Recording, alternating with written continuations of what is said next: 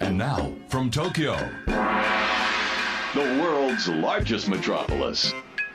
it's time for the Metropolis Magazine podcast. Metropolis.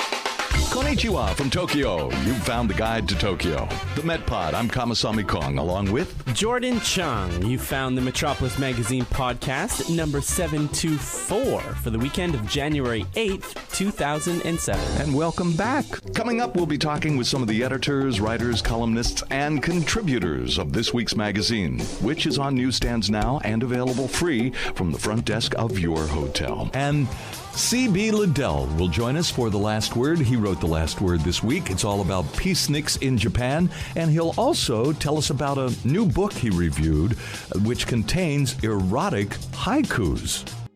The man who wrote The Last Word this week is also the man who wrote about books in the Arts and Entertainment page. At the bottom of that page, there's some information about Utada Hikaru.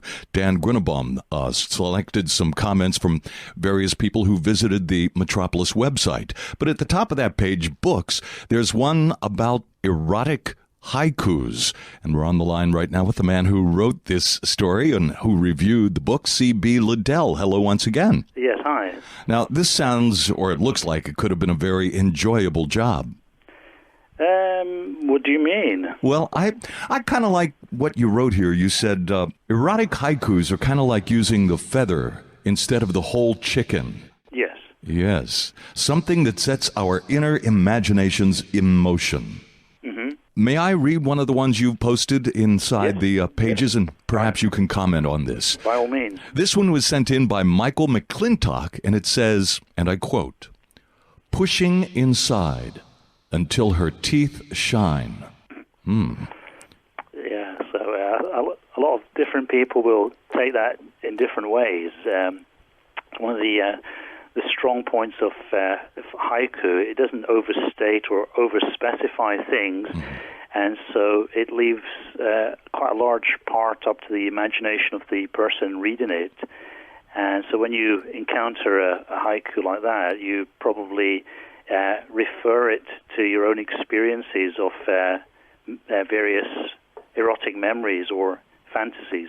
Now, that didn't necessarily adhere to the 575 syllabic structure of haiku rules, right? No. The book itself is actually bilingual, so you have versions in Japanese and English. And even though the book is edited by a Japanese man, almost all the haiku are written by foreigners and written mainly in English. And now, when you write in English, the basic idea of the haiku doesn't really require you to carry over the 575 structure, which is more connected to the Japanese language. Sure. Can I read another one? And maybe you can comment on this one as well. Yes. This one by John Brandy. It says, and I quote, "Without clothes, it's a different conversation." Yeah, so, Colin, what does that mean to you?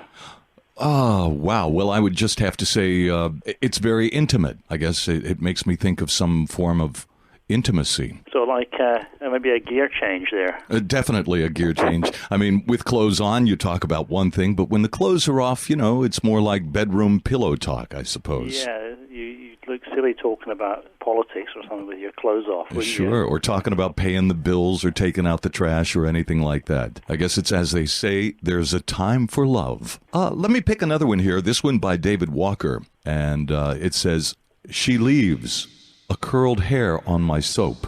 Mm-hmm. No explanation necessary for that one, I guess. Again, intimacy. Yes. Yes.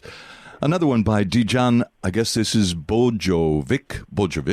It says, "A tattooed butterfly shivering on her buttocks." I'm sure we've all seen one of those, haven't we? I see goose pimples already. There are some other ones, but the one I really liked, and I'm going to quote this one because I just like the way you described it. It said, "Old lovers, only her left nipple becomes erect." Yes. So when you read that, at first, you may not really realize what it means, and you might think, oh, only one nipple becomes erect. Oh, so what, you know? But then why is the left nipple? And obviously that's the one over the heart. And I mean, you can't say if that was the writer's intention, but that's the only explanation that makes sense as far as I can see. And when you read it in that way, then you realize that even though passion and lust fade with the passing of the years, love doesn't necessarily do so too. How would you describe this book? Would you say it's a beautiful book, a sexy book, an artistic book? Well, generally, how would you describe it?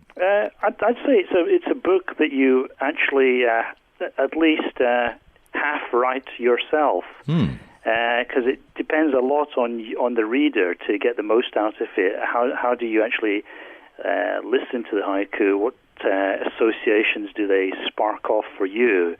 Because the essence of haiku, as far as I can see, is that they have that kind of open-ended quality.